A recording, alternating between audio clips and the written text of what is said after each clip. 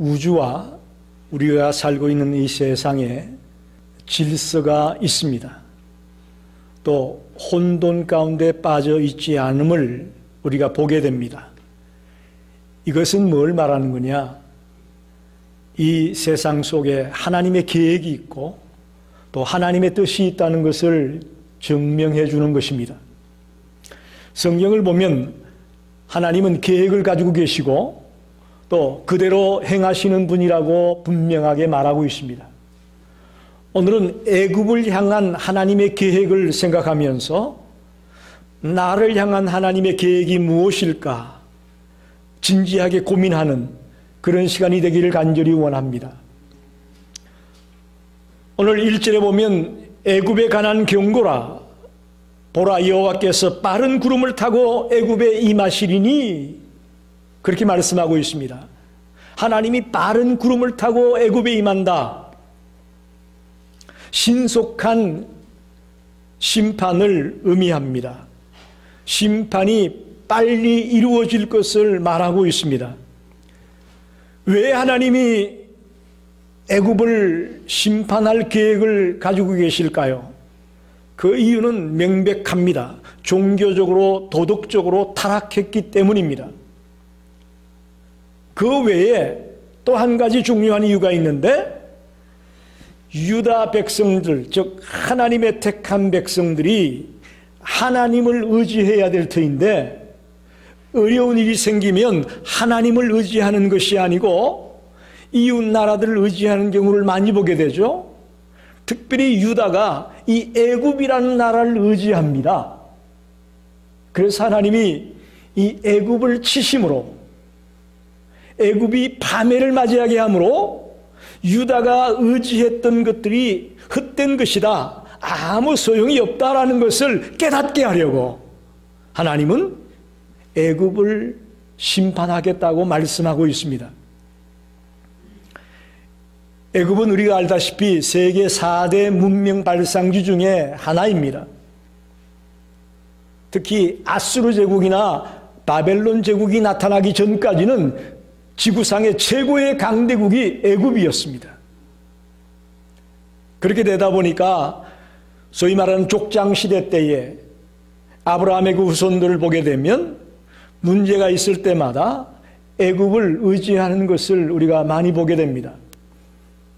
특히 야곱의 그 자손들 72여 명이 애굽에 내려가서 정착하게 되는 장면을 우리가 보지 않습니까? 그런데 그때뿐만 아니고 지금 이사야 선지자가 활동하고 있는 이때에도 유다가 애굽을 의지한다는 것이에요. 그 이유는 뭐냐 하면 아수르가 유다를 공격합니다. 함께 힘을 모두어서 아람과 북이스라엘을 정복했던 아수르가 이번에는 아예 도움을 요청한 유다까지 먹으려고 공격을 해오는 거죠. 이렇게 되자 유다의 왕 히스기야가 누구를 의지하겠습니까? 우리 같으면 하나님을 의지해야 될 것 같은데 이 히스기야가 애굽에게 도움의 손을 요청하고 있어요. 그러자 하나님은 그것이 못마땅한 것입니다. 그건 하나님의 뜻이 아닙니다. 그건 하나님의 계획이 아닙니다. 정말 하나님을 의지하고 하나님께 도움을 구하는 백성들이 되기를 원했는데 또 애굽을 의지하고 있는 안타까운 모습을 보게 된 것입니다. 사랑하는 성도 여러분, 우리 하나님의 백성들은 하나님을 의지하는 것이 당연한 줄 믿습니다. 그게 하나님의 백성이에요. 우리가 이 인생을 살아가면서 하나님이 아닌 다른 것을 의지하며 산다면 그 인생은 하나님의 백성이 아닙니다. 여러분, 굉장히 중요한 이야기입니다. 이미 여러분이 다 알고 있는 것 같지만 막상 우리의 삶의 현실에 들어가 보면, 삶의 현장에 들어가 보면 우리가 하나님을 의지하지 않을 때가 너무나 많다는 것을 보게 됩니다. 재물을 의지합니다. 학벌을 의지합니다. 권력을 의지합니다. 이 세상의 극한 이것들을 의지하며 살고 있는 나를 볼 때가 참 많습니다. 그래서 오늘 유다가 하나님을 의지하지 아니하고 애굽을 의지하는 것에 대한 하나님의 심판입니다. 그래서 하나님은 애굽을 심판하고 애굽을 파멸하기 원하는 것입니다. 오늘 저는 그래서 애굽을 향한 하나님의 계획이 무엇인지 여러분과 함께 고민하며 함께 생각해 보려고 하는 것입니다. 첫째는 애굽의 내란을 일으켜서 외부의 공격에 의해서 망하는 게 아니고 내란이 일어나서 망하게 하는 것이 하나님의 계획이었습니다. 2절을 보십시다. 성경을 찾으시고 내가 애굽인을 격동하여 애굽인을 치리니 애굽인을 격동해서 애굽인을 친다라는 말이 뭘까요? 자기들끼리 싸운다는 거예요. 각기 형제를 치며 각기 이웃을 칠 것이요 성읍이 성읍을 치며 나라가 나라를 칠 것이다. 자기들끼리 싸워서 망하게 될 것이다. 그런 말입니다. 더 나아가 4절에 보면 내가 애굽인을 잔인한 주인의 손에 붙이리니 잔인한 통치자가 나타난다는 겁니다.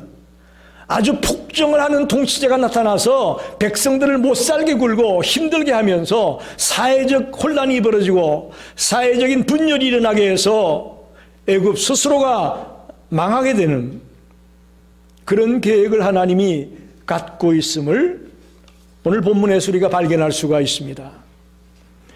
특별히 3절에 보면 하나님께서 그들의 계획을 깨뜨리실 것이다. 애굽 사람들의 계획을 깨뜨리겠다. 그들의 계획을 수포로 돌아가게 만들겠다. 그런 말입니다. 여러분 성경을 보면 하나님의 뜻에 어긋난 그런 계획들을 가지고 있는 많은 이방인들도 있었고 또 많은 부류의 사람들이 있지 않습니까? 그 하나님의 뜻에 어긋나는 일을 계획을 세웠을 때에 하나님이 그걸 완전히 뒤집어 엎는 그런 일을 너무나 많이 볼 수가 있습니다. 마찬가지입니다. 애굽의 계획을 수포로 돌아가게 만들겠다. 그것입니다. 예를 들어 보면 다윗 시대 때 다윗을 대적해서 압살롬이 일어나지 않습니까? 압살롬이 반역을 일으키고 또 압살롬을 도와주는 아히도벨이라는 자가 아주 계략을 꾸몄습니다. 계획을 세운 거예요. 완전히 다윗을 몰살시키려고, 무너뜨리려고.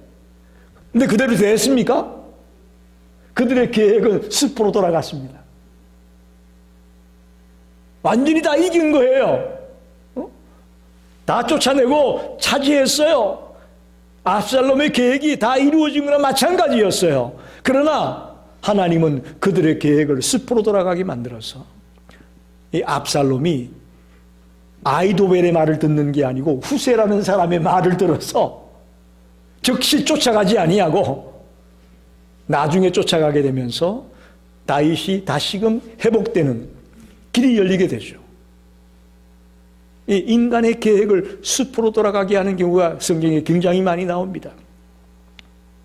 에스더서에 보게 되면 하만이라는 자가 유다 백성들을 몰살시키려는 계획을 세우지 않습니까? 그런데 하나님은 그 계획을 숲으로 돌아가게 만듭니다. 모르드게를 장대에 매달아서 죽이려고 했는데 그 장대에 하만이 달립니다. 그리고 모든 유다 사람을 죽이려고 방을 써붙여 놨는데 이제 반대로 그 유다 사람을 죽이려고 했던 모든 사람들을 죽이는 일들이 벌어집니다.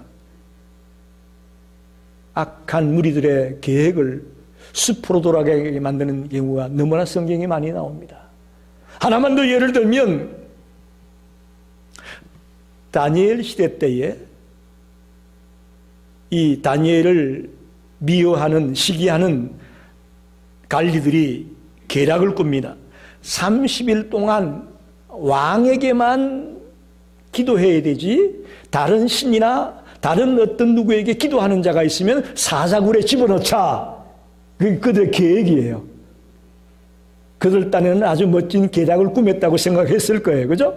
다니엘을 잡아 죽이기 위해서 멋진 계획을 세웠다고 생각했을 겁니다. 그런데 하나님의 방법은 그게 아닙니다.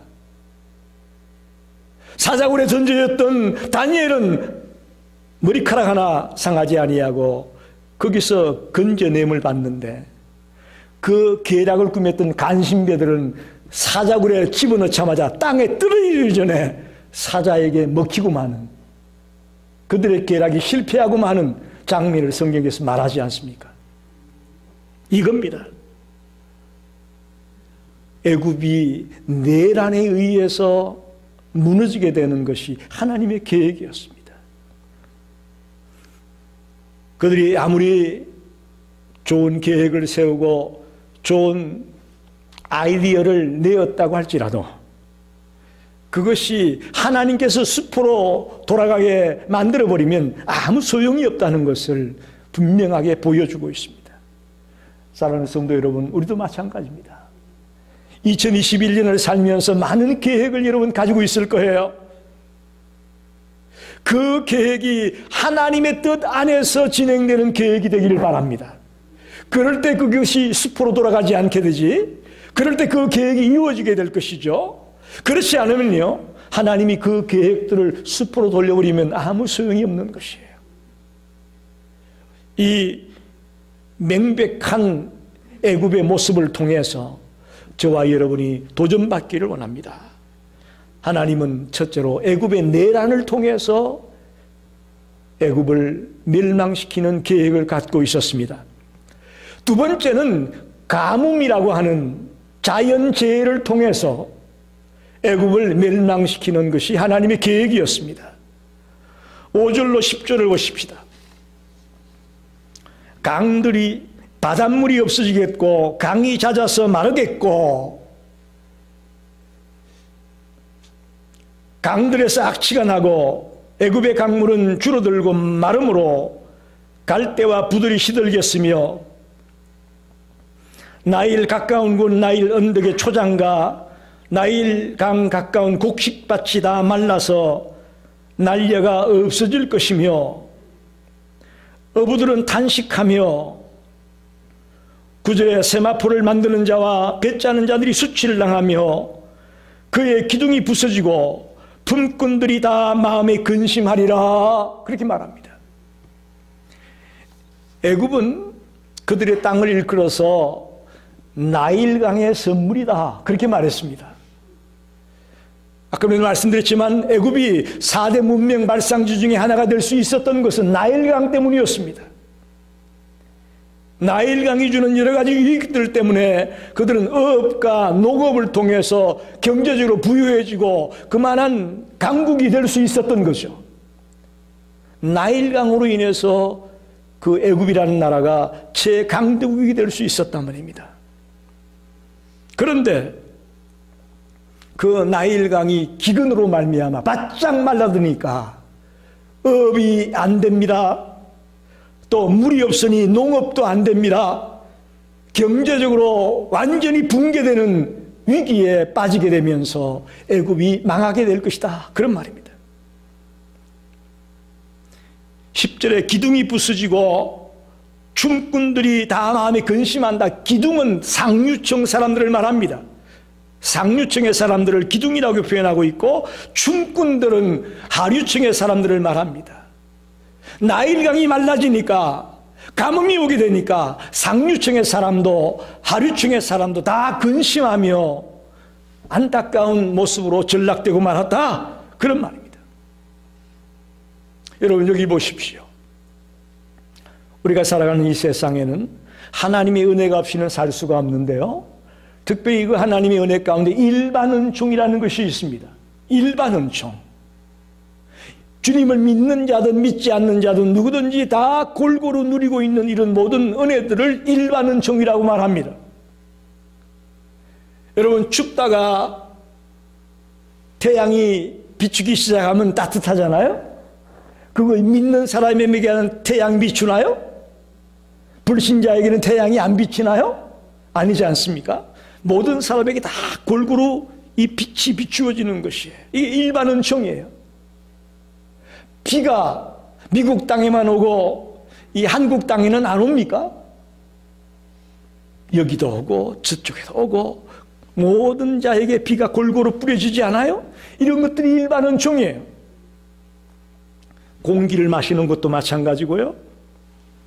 아름다운 자연을 누리는 것도 다 일반 은총으로 우리가 해석할 수가 있습니다.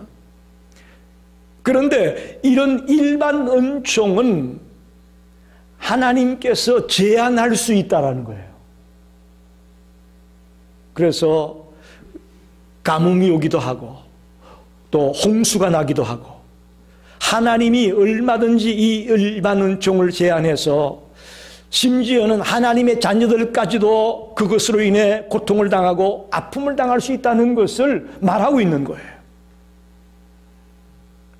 특별히 애굽의 비를 제한해서 나일강이 말라 비틀어짐으로 그들의 어업이 망하고 농업이 망해서 경제적으로 붕괴되는 그런 비참함이 있게 될 것을 말합니다. 우리가 창세기에 보게 되면 출애굽할 때에 10가지 재앙을 내리는 것 중에 하나가 뭡니까? 9번째 보면 흑암재앙이라는 게 있습니다. 애굽에 내리쬐었던 그 빛을 제거하면서 비록 오랜 기간은 아니지만 흑암재앙이 내려가지고 깜깜해서 아무것도 보이지 아니하는 그런 암흑의 시기를 보냈던 애굽의 경험이 있잖아요. 비도 하나님이 제거할 수 있고요, 이 빛도 하나님이 제거할 수 있어요. 그것을 통해서 애굽이 망하게 하는 그런 길을 하나님이 계획하신 것을 보게 됩니다. 일반 은총에 반해서 특별 은총이라는 것이 있습니다. 이것은 특별한 대상에게만 주어지는 은총인데 예수 그리스도를 통한 믿음의 구원을 받은 자에게 주어지는 은총을 말합니다. 어쩌면 저와 여러분은 특별 은총을 받은 자임을 믿습니다. 예, 할렐루야. 특별 은총을 받은 자예요. 많고 많은 70억이나 되는 수많은 사람 가운데 저와 여러분이 하나님의 자녀가 되고 하나님의 백성이 되었다는 것, 이건 특별 은총이 아니면 우리에게 이런 은혜가 주어질 수가 없습니다. 그런데 여러분, 이 특별 은총을 받은 자일지라도 이 일반 은총에 있어서 하나님이 제한을 둘 수 있다는 걸 우리가 지금 방금 말씀을 드렸습니다. 그러나 특별 은총을 받은 자는 이 특별한 은혜에 있어서는 제한이 없습니다. 하나님의 자녀가 된 그 삶을 살아가는 것은 바꿀 수 없습니다. 할렐루야. 그런 의미에서 내가 하나님의 자녀가 되고 하나님의 백성이 되었다는 사실은 얼마나 귀한 일인지 모릅니다. 그래서 오늘 두 번째로 하나님의 계획은 애굽 땅에 가뭄이 임하게 해서 그 땅이 파멸에 이르게 하는 것이 하나님의 계획이었음을 보여주고 있습니다. 마지막 세 번째는 헛된 지혜를 그대로 내버려 두심으로 그 땅이 망하게 하는 것이 하나님의 계획이었습니다. 11절에 보면 애굽의 방백들과 모사들의 어리석음과 무능함을 지적합니다. 그들 스스로 지혜 있다고 말하는 것이 얼마나 어리석었는지를 비웃고 있습니다. 자기들 딴에는 지혜롭다고 말하는데 하나님이 보기에는 지혜롭지 않았다는 것입니다. 오히려 자기를 파멸로 몰아가는 그런 어리석은 지혜였음을 주님은 말씀합니다. 그래서 15절에 보니까 이렇게 말합니다. 애굽에서 머리나 꿀이며 종려나무 가지나 갈대가 아무 할 일이 없다. 여기서 머리는 지도층 사람들을 말하고 꼬리는 일반 백성들을 말합니다.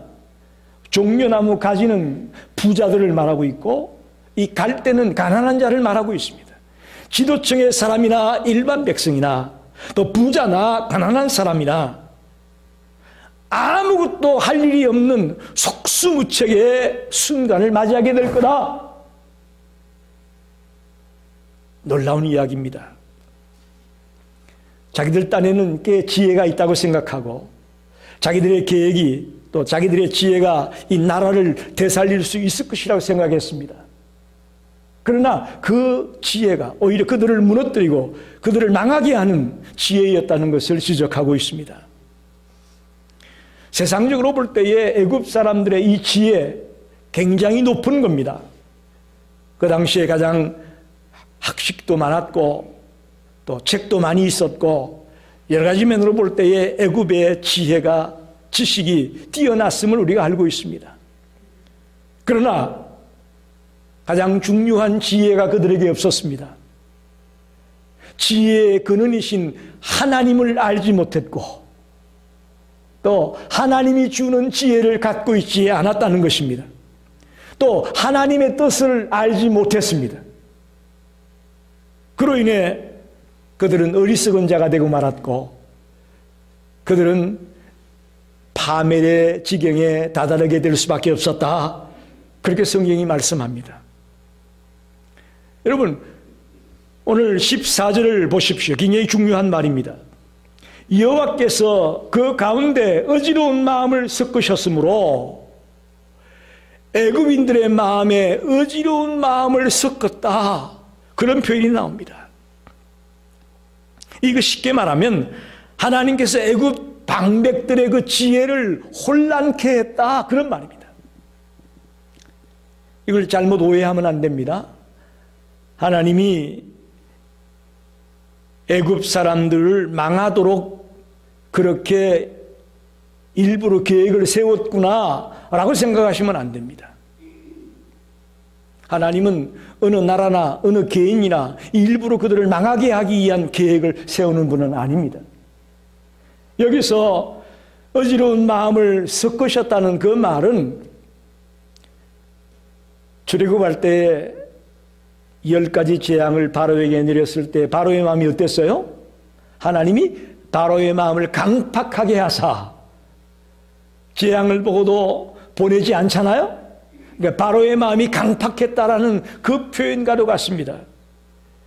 애굽 사람들의 애굽 방백들의 그 지혜가 잘못되었지만 그냥 그대로 버려두신 거예요. 그걸 14절에 그렇게 말하는 겁니다. 어지러운 마음을 섞으셨다라는 말은 애굽인들의 그 지혜가 잘못된 줄 알지만 하나님은 그대로 방치해 두는 거예요. 그래서 그들 스스로가 망하게 만들고 무너지게 만들었다. 그렇게 말씀드릴 수가 있습니다. 우리 하나님의 자녀들이 만약에 잘못된 지혜를 가지고 있다면 하나님은 그걸 어떤 수단과 방법을 통해서라도 바른 지혜를 가질 수 있도록 역사하실 거예요. 개입하실 거예요. 간섭하실 거예요. 할렐루야. 그러나 이 애굽인들은 그들이 잘못된 지혜를 가지고 있지만 하나님이 그냥 내버려 두신 거예요.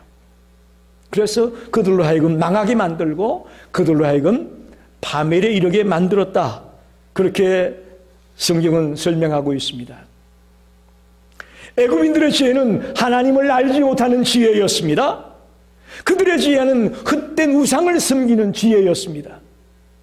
더 나아가 자신들의 미래를 알지 못하는 그런 어리석은 지혜였던 것이죠. 그래서 이 헛된 지혜 때문에 애굽은 멸망하게 되고 파멸하게 된다라고 오늘 성경이 말씀합니다. 말씀을 정리합니다. 오늘 저는 이 말씀을 통해서 애굽을 향한 하나님의 계획을 함께 생각했습니다. 여러분, 하나님은 믿는 자들에게만 계획을 가지고 있는 분이 아닙니다. 하나님은 믿지 않는 자들도 계획을 갖고 있습니다. 하나님은 기독교 국가에만 계획을 갖고 있는 분이 아닙니다. 이방 국가에도 하나님은 계획을 갖고 있습니다. 할렐루야. 우리는 하나님을 믿는 자들만의 하나님이라고 생각합니다. 아닙니다. 하나님은 이 우주 만물을 다스리고 이 지구를 다스리고 이 땅의 모든 것을 다스리는 하나님을 우리는 믿습니다. 우리를 구원하신, 즉 예수를 나의 구주로 믿는 하나님의 자녀들만의 하나님으로 생각하면 안 됩니다. 그건 우리 기독교인들의 잘못된 생각이에요. 물론 믿지 않는 사람들은 이 말을 이해 못하겠죠. 자기들은 예수를 믿지 않고 하나님을 모르니까 이 조목사가 하는 말을 이해하지 못할 거예요. 그러나 분명한 것은 하나님은 믿는 자들만의 하나님이 아닙니다. 이 우주 만물의 창조자요 인간의 창조자이신 하나님께서 모든 인류의 하나님이고 모든 우주의 하나님임을 우리는 인정할 수밖에 없습니다. 그래서 하나님은 계획을 가지고 계시는데 믿는 자들을 향한 계획만 갖고 있는 것이 아니고 믿지 않는 자들과 이방 국가들에게까지도 계획을 갖고 있는 거죠. 그게 지금 이사야 선지자가 계속 예언하는 바벨론의 심판, 아수르의 심판, 모압의 심판, 암몬의 심판, 이 계속 다른 나라들을 심판할 것을 이사야를 통해 예언하지 않습니까? 그건 그들 모두가 다 하나님의 계획 가운데 있다는 것이죠. 또한 분명한 것은 하나님은 고의로 그들을 망하게 하지는 않습니다. 그러니까 하나님이 계획을 세워가지고 그들을 망하게 하려고 그렇게 머리를 써서 이끄는 하나님은 아니에요. 그들이 잘못된 생각, 잘못된 계획을 가지고 있는 것을 그냥 못 본 척 내버려 두는 것이죠. 그러니까 하나님이 의도적으로 누구를 망하게 하고 의도적으로 누구를 쓰러뜨리는 하나님은 아닙니다. 잘못된 것들을 그대로 내버려 두는 것으로 하나님의 계획이 진행되는 것이죠. 오늘 본문에 말씀합니다. 애굽에 내란이 일어나서 애굽인들이 애굽인들을 친다. 자기들 스스로 싸우고 찢고 복구하면서 그 땅이 망할 것이라고 말합니다. 나중에는 악한 통치자가 나와가지고 모든 백성들을 못살게 굴면서 사회적인 혼란이 벌어지고 문제가 야기되어서 망하게 될 것이다. 두 번째는 가뭄이 들어서 나일강이 바짝 말라가지고 이 농사가 망하게 되면서 그 땅이 파멸에 이르게 될 것을 말합니다. 그들의 어리석은 지혜를 그대로 버려둠으로 그 지혜 때문에 미혹당하고 넘어지고 쓰러지고 결국은 멸망당하게 되는 그 순간이 올 것이라고 말씀하고 있습니다. 사랑하는 성도 여러분, 오늘 우리는 귀한 진리를 듣습니다. 하나님은 믿는 자만이 하나님이 아닙니다. 여러분 생각을 바꾸세요. 하나님은 나같이 믿는 자만의 하나님이 아니에요. 모든 사람들의 하나님이고 모든 우주 만물의 하나님임을 우리는 분명히 알아야 됩니다. 분명히 믿어야 됩니다. 그래서 저는 말씀의 결론으로 그러면 나를 향한 하나님의 계획도 있을 줄로 믿습니다. 아멘입니까? 여러분 한 사람 한 사람을 향한 하나님의 계획이 분명히 있음을 믿습니다. 그저 그냥 하루하루 밥 세 끼 먹고 시간 보내다가 80년 뒤에 90년 뒤에 가는 게 인생이라면 무슨 소용이 있겠어요? 분명히 하나님은 우리를 이 땅에 살게 할 때에 우리에게 주신 계획이 있음을 믿습니다. 그 계획을 발견해야 됩니다. 찾아야 됩니다. 가장 좋은 방법은 기도와 말씀을 통해 우리는 하나님의 계획을 발견할 수가 있습니다. 여러분 요즘 하루 24시간 가운데 가야 얼마나 기도하십니까? 기도하지 않고서 하나님의 뜻을 발견할 수 없습니다. 말씀을 묵상하지 않고서 하나님의 뜻을 발견할 수 없습니다. 우리가 팬데믹 상황에 들어오면서 제일 염려스러운 것은 여러분들의 신앙까지도 완전히 바닥으로 떨어질까 봐 심히 염려가 됩니다. 아무리 모든 상황이 열악하고 힘들고 어려워도 우리의 신앙의 불꽃은 타올라야 될 줄 믿습니다. 뜨거워져야 될 줄 믿습니다. 영적으로도 회복되어져야 될 줄로 믿습니다. 기도하는 거예요. 무릎 꿇는 거예요. 성전에 나올 수 없으면 가정에서 골방에 들어가서 무릎 꿇으세요. 여러분의 자녀를 위해 우셔야 됩니다. 여러분의 가족들을 위해서 울어야 됩니다. 여러분의 친구들을 위해 울어야 됩니다. 이 목사를 위해 울어야 됩니다. 선교사들을 위해 울어야 됩니다. 무릎 꿇어야 되는 거예요. 더 나아가 말씀을 통해 우리는 하나님의 계획을 발견할 수가 있습니다. 요한복음 3장 16절에 하나님이 세상을 이처럼 사랑하사 독생자를 주셨으니 이는 저를 믿는 자마다 멸망치 않고 영생을 얻게 하려 하심이라. 하나님의 계획이잖아요. 이런 것들을 말씀을 통해 우리는 발견하는 거예요. 말씀을 읽지 않고서는 하나님의 계획을 발견할 수가 없습니다. 나를 향한 하나님의 계획이 있습니다. 지금 현재 내 나이를 따지지 마시고 현재 몇 살이 되었든 아직도 내가 살아있다는 것은 나에게 분명한 하나님의 계획이 있다는 이야기입니다. 할렐루야. 살아있는 동안, 사는 동안 그 하나님의 계획을 몸소 실천하며 행하는 자가 되시기를 바랍니다. 아무리 계획을 알아도 행하지 않는다면 아무 소용이 없습니다. 아무 소용이 없어요. 작은 계획을 알았더라도 실천한다면 그 속에서 역사가 나타나고 그 속에서 하나님의 기적이 나타날 것을 믿습니다. 아무쪼록 애국을 향한 하나님의 계획이 있었다면 여러분과 저를 향한 하나님의 계획도 분명히 있습니다. 그 계획을 기도를 통해 말씀을 통해 발견하고 그대로 실천해 나가는 성도가 되시기를 간절히 축원합니다.